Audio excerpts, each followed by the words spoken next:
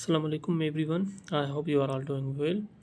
सो dear students, आज का topic है gene expression part one that will include the topics like central dogma of gene expression, gene and genetic code, start and stop codon, mechanism of transcription, three steps of transcription that are initiation, elongation, and termination.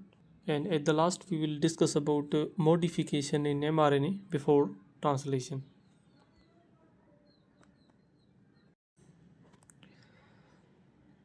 So, what's the definition of gene expression? The process of using genetic information on a gene to produce a functional product required by a living organisms. एक ऐसा process जिसमें genetic information utilise होती है ताकि एक functional product उससे बने, जो कि एक्चुअली एक प्रोटीन है, and that protein is required for living organism to carry out their vital cellular functions. आपने एक कॉमन फ्रेज भी सुना होगा, central dogma of gene expression. इसका मतलब ये है कि जो भी जीन के अंदर इंफॉर्मेशन स्टोर्ड है वो इंफॉर्मेशन यूटिलाइज होती है ताकि उस जेनेटिक इंफॉर्मेशन से या उस डीएनए से एक प्रोटीन की प्रोडक्शन हो. So here is the flow chart of central dogma of gene expression. First of all, the DNA is replicated, after which it undergoes transcription that results in the formation of mRNA molecule. And after modification, the mRNA is transported outside the nucleus and now within the cytoplasm. A process called translation continues, and this results in the production of protein. And you know, protein has various functions like in enzymes for structural support of the organisms or for various other purposes such as hormonal control of the body. If we look at the overview of gene expression, so it includes two major phases. The first one is transcription, which we will cover today in this class, and the next one is translation, which will be discussed in the next class. Transcription means it is the synthesis of mRNA from a DNA template in the nucleus. You can say mRNA is a short copy of DNA. This whole formation of mRNA is known as transcription. Translation का मतलब ये है कि ये जो mRNA की formation होती है ट्रांसक्रिप्शन के प्रोसेस में, so that will be transported outside the nucleus and it will go under the process translation, conversion of mRNA information into amino acid sequences to synthesize proteins assisted by tRNA and rRNA. mRNA की information convert होती है into the amino acid sequences ताकि एक protein की production हो. और ये जो सारा प्रोसेस है किसकी मदद से परफॉर्म होता है? The first one is tRNA and the other one is the rRNA helps in the synthesis of proteins. Have a look at the overview of gene expression. You can find here the process of transcription first of all, and this one is the DNA strand. From this point the copy of pre-mRNA is formed in the yellow strand. This yellow strand is the strand of a new pre-mRNA molecule, and that mRNA will be modified before transported outside the nucleus. After modification, the mRNA will transport it towards the ribosome, and with the help of tRNA and rRNA, a functional protein is produced. जो भी process nucleus के अंदर हो रहा है जिसमें mRNA की formation होती है, तो उस प्रोसेस को हम कहते हैं ट्रांसक्रिप्शन. और जब वो mRNA ट्रांसपोर्ट होती है आउटसाइड द न्यूक्लियस, तो उस mRNA की जब इंफॉर्मेशन यूटिलाइज होती है for the production of protein outside the nucleus, that means into the cytoplasm, this whole process is known as translation. Another important topic, that is gene and genetic code. So have a conceptual grip on gene first of all. According to the work of Garrett, Bettison, George Beadle, Edward Tatum. So all of these have performed their extensive work about gene. So we have gotten or achieved this main definition of gene, a segment of DNA containing information to synthesize a protein. DNA का एक छोटा सा segment होता है gene, जिसके अंदर information मौजूद होती है ताकि एक प्रोटीन की प्रोडक्शन हो. और in other words we can say gene is the basic functional unit of hereditary material. Genetic code, it means a set of rules for storing genetic information within DNA for protein synthesis. Whatever the information present within the DNA is known as genetic code, simply we can say. And the other term is codons. Codons means base pairs के जो triplets होते हैं, that means 3 in number, so those are known as codons, जो कि mRNA में होते हैं, that encode specific amino acids. Specific amino acids अगर प्रोड्यूस होते हैं तो वही अमीनो एसिड्स कंडेंसेशन के प्रोसेस के ज़रिए एक पॉलीपेप्टाइड चेन की या एक लार्जर प्रोटीन की सिंथेसिस करवाते हैं. जो भी प्रोटीन प्रोड्यूस होती है, so for that the amino acids are required. Definitely amino acids are the building blocks of proteins, so for them amino acids will be required for the synthesis of proteins. And for producing a specific type of protein, so the sequence of these amino acids matter a lot. कि किस sequence में amino acids वहाँ पर place किए जा रहे हैं. So it also matters for the production of a specific type of protein. The length of polypeptide chain of this protein, के प्रोटीन की लेंथ जो है वो कितनी है, ये भी मैटर करती है. If we analyze this chart of the codons, you can find here the columns. कि इस कॉलम में अगर हम वर्टिकल कॉलम्स को देखें तो इसके लिहाज से यहाँ पर सेकंड लेटर जो होगा, सपोज़ अगर ये कॉलम है तो अगर यहाँ पर यू आ रहा है, दैट मीन्स कि इसका जो सेकंड लेटर होगा बेसिस का वो क्या होगा, यू होगा. जैसे कि यहाँ पर बीच में आप देखें, जो भी इस कॉलम में ये सब आ रहे हैं, तो इसमें बीच वाला लेटर कौन सा है, सेकंड लेटर कौन सा है, यू है. Definitely you can see here. And if you say C, तो इसमें सेकंड लेटर सी है. You can find here the second letters are C. And in same manner the second letter A is present on the third column. के इस type के codons यहाँ पर इस column पर मौजूद हैं from this point. And second letter यहाँ पर जी मौजूद है एट द फोर्थ कॉलम. अगर हम हॉरिजॉन्टल डायरेक्शन से देखें कि ये जो फर्स्ट लेटर है, तो यहाँ से वो बेसिस होंगे जो फर्स्ट लेटर शो कर रहे हैं. जैसे कि यहाँ पर फर्स्ट लेटर यू है, तो उसमें जो भी कोडोन्स होंगे वो यू से स्टार्ट होंगे. और इस हॉरिजॉन्टल कॉलम में जो भी कोडोन्स मौजूद हैं वो किससे स्टार्ट होंगे, सी से स्टार्ट होंगे. And at the third horizontal column, इस कॉलम में जो भी कोडोन्स मौजूद होते हैं वो ए से स्टार्ट होंगे. And at the fourth horizontal column के यहाँ पर जेनेटिक कोड जी से स्टार्ट हो रहे हैं. Methionine is the first amino acid required for the synthesis of proteins.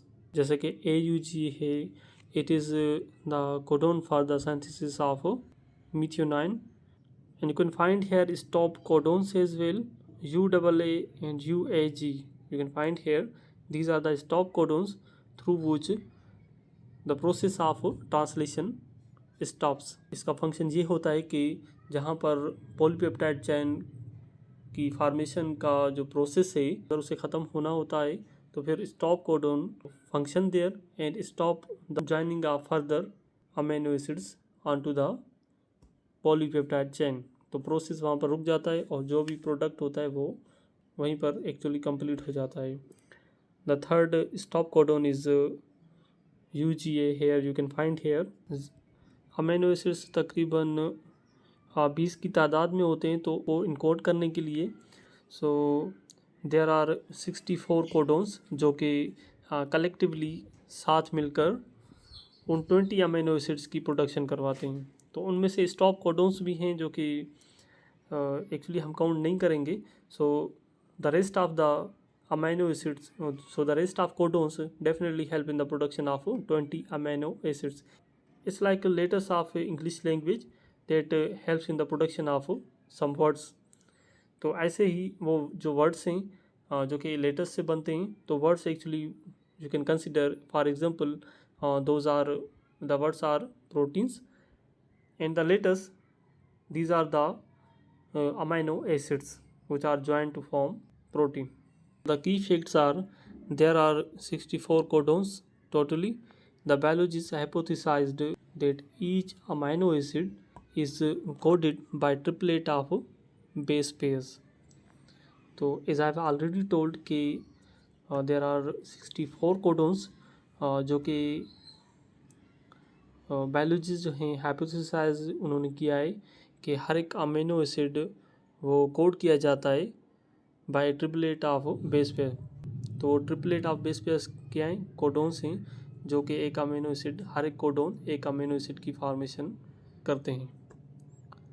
In 1961 Francis Crick and 3 co-workers demonstrated that this hypothesis is correct. 1961 में Francis Crick और उनके साथ जो 3 को-वर्कर्स थे उन्होंने डेमोन्स्ट्रेट किया, उन्होंने मज़ीद रिसर्च किया कि ये जो हाइपोथेसिस है बायोलॉजिस्ट की कि हर एक अमीनो एसिड हर एक कोडोन से आता है, तो फिर ये जो है वो क्या है, करेक्ट है। After the work of Francis Crick and 3 coworkers it was confirmed कि हर एक अमीनो एसिड की प्रोडक्शन होती है from a codon which is a triplet of base pairs. So out of those 64 codons there may be start codon and stop codons. Start codon वो होते हैं जो ट्रांसलेशन के प्रोसेस को स्टार्ट करते हैं या उसकी सिग्नल प्रोवाइड करते हैं। जैसे कि स्टार्ट कोडोन का एग्जांपल है AUG जो कि मीथ्योनाइन की फॉर्मेशन करवाते हैं। तो ऑलमोस्ट जो भी प्रोटीन की प्रोडक्शन होती है तो उसमें फर्स्ट जो कोडोन होता है वो AUG होता है जो कि इनकोड करता है मीथ्योनाइन को। स्टॉप कोडोन्स में से UAG है, UAA एंड UGA। ये एक ऐसे कोडोन्स हैं जो कि ट्रांसलेशन के प्रोसेस को स्टॉप करते हैं ताकि पॉलीपेप्टाइड की लेंथ फर्दर इंक्रीज ना हो।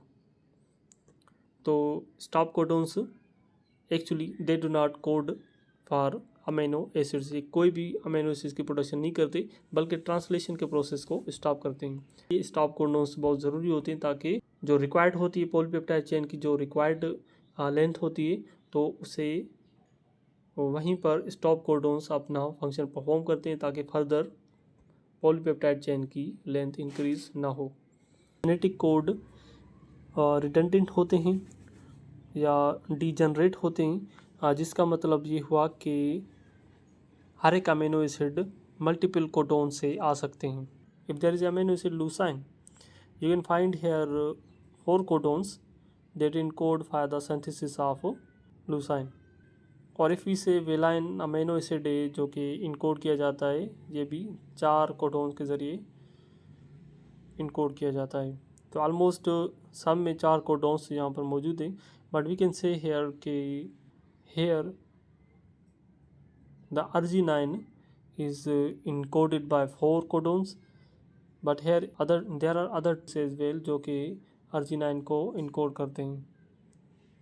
So this is what we can conclude कि genetic code redundant है। इसका मतलब ये हुआ कि अगर एक कोडोन लूसाइन को इनकोड करता है तो फिर दूसरे कोडोन की ज़रूरत हमें नहीं होती है जो कि गैर ज़रूरी होते हैं।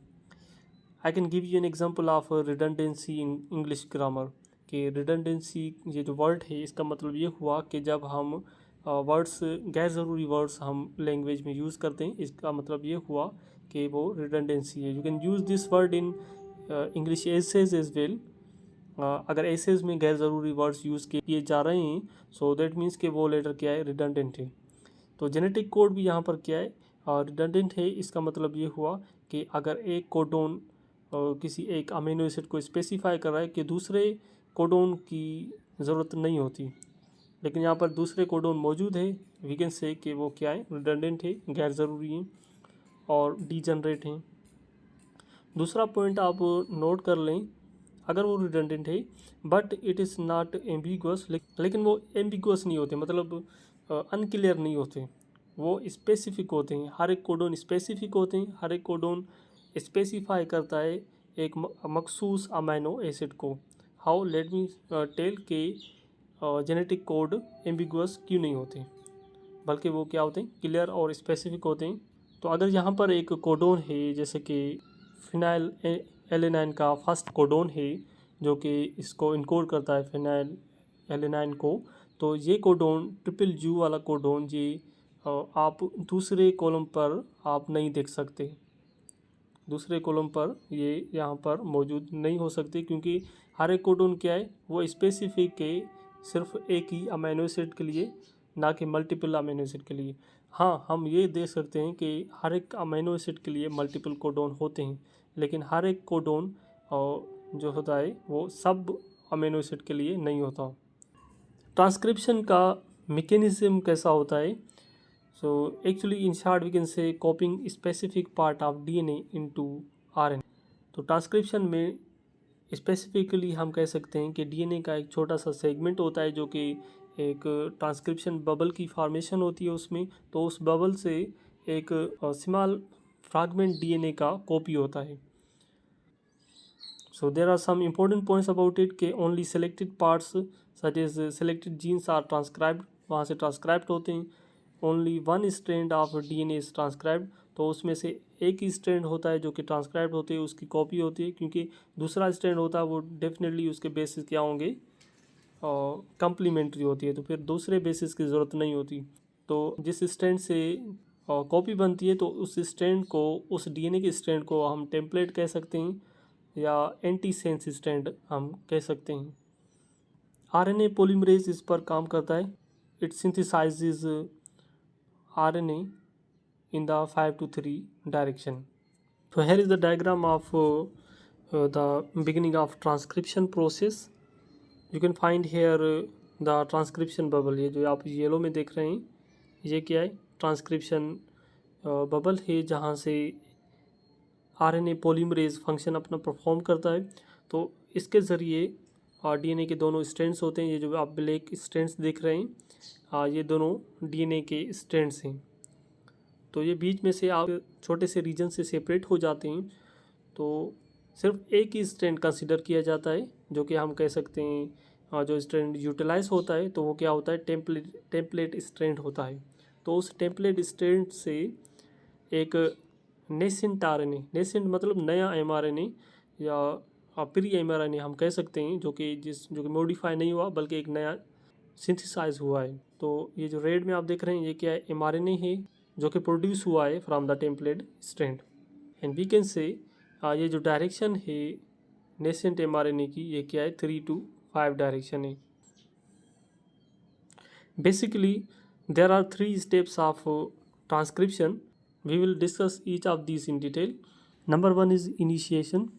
इनिशिएशन के प्रोसेस में आरएनए पॉलीमरेज बाइंड होता है प्रोमोटर रीजन से, और वो प्रोमोटर रीजन जीन के अंदर मौजूद होता है।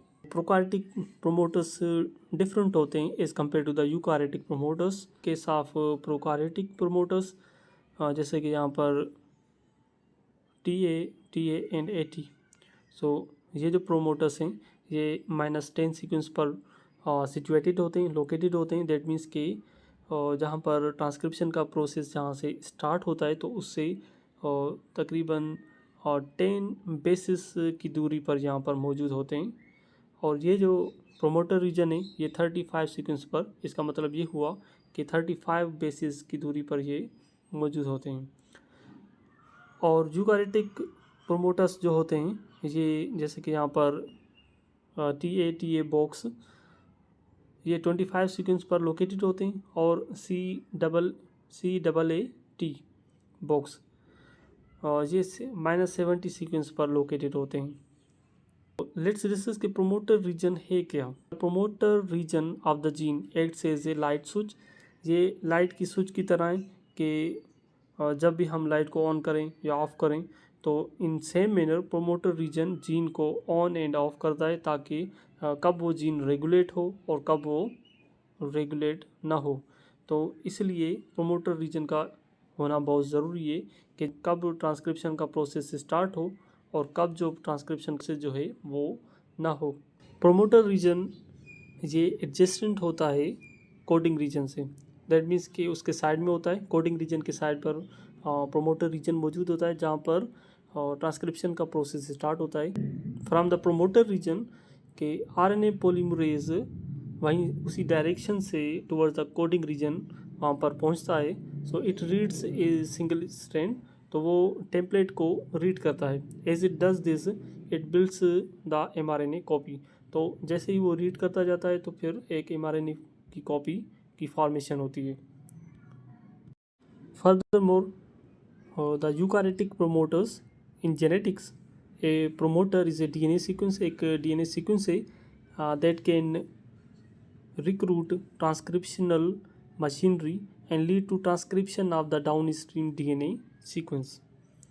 तो इसकी लोकेशन होती है located near the transcription start sites of gene. That means के कोडिंग रीजन्स के करीब होता है on the same strand and up stream the DNA, और डीएनए के अप स्ट्रीम में मौजूद होता है। दैट मीन्स के अप स्ट्रीम का मतलब ये हुआ कि towards the 5 region of the sense strand.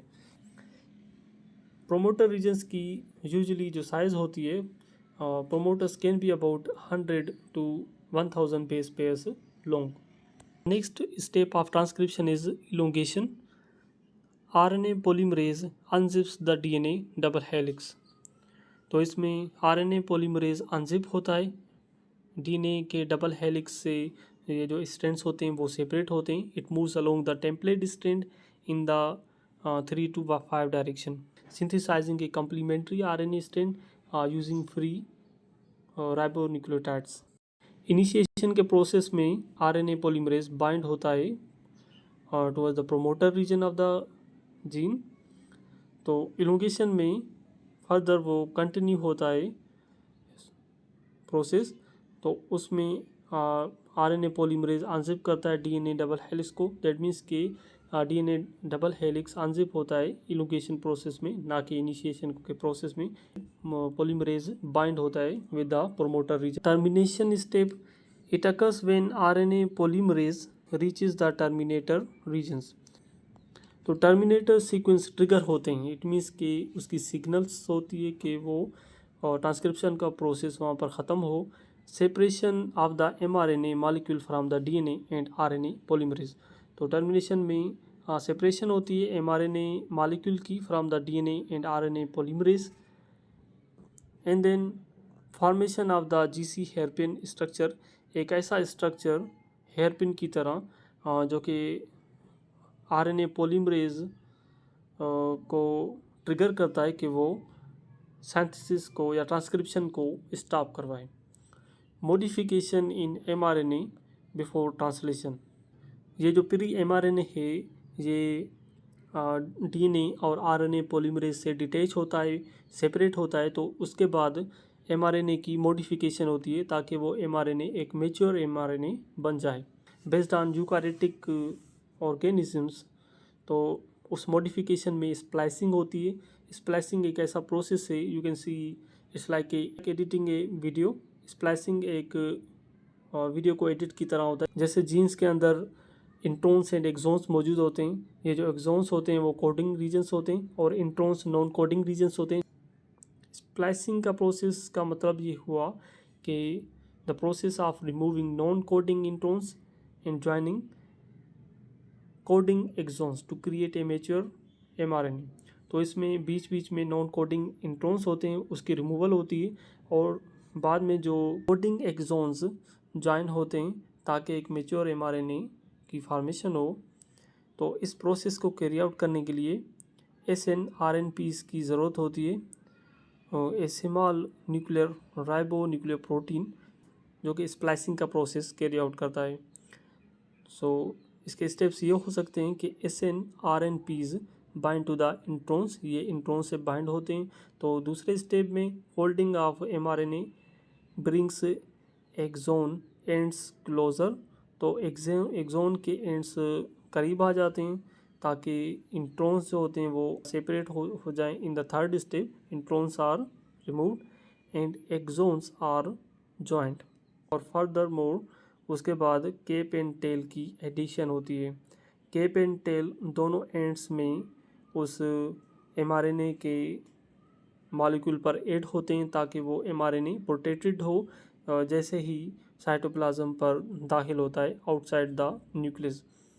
तो 5 cap it is composed of 7 methyl GTP linked 5 to 5 to the first nucleotide and 3 polyethyl एक और एंड है जो कि a chain of 89 nucleotides attached at the 3 end. इसका function ये होता है दोनों का 5 केप एंड 3 polyethyl के they protect the mRNA from degradation by enzymes like nuclease and phosphatase. To carry out the process of splicing, a structure spliceosome is required to remove the introns. जैसे कि ये जो आप green में देख रहे हैं ये क्या है, इंट्रॉन है, नॉन कोडिंग इंट्रॉन जो कि रिमूव हो जाते हैं। और जैसे ही रिमूव हो जाते हैं तो फिर ये जो एक्सोन है कोडिंग रीजन्स हैं ये क्या हो जाते हैं, बाइंड हो जाते हैं एक दूसरे से।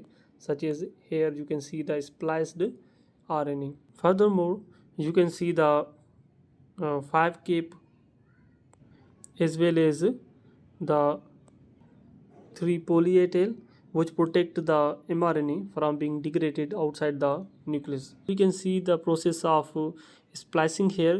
ये जो वाइट में आप देख रहे हैं ये इंट्रॉन है, the introns here in white reason.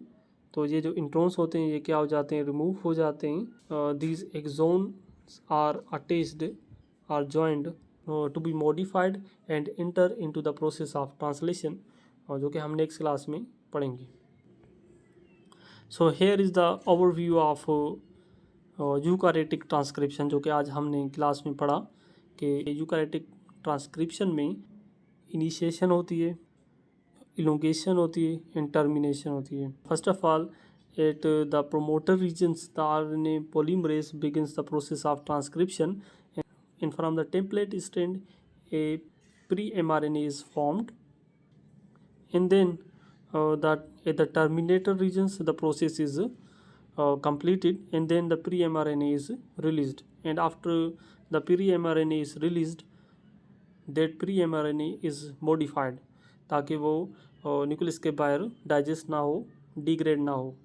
So this is what the whole process of transcription is. We will discuss translation in our next class. Thank you so much.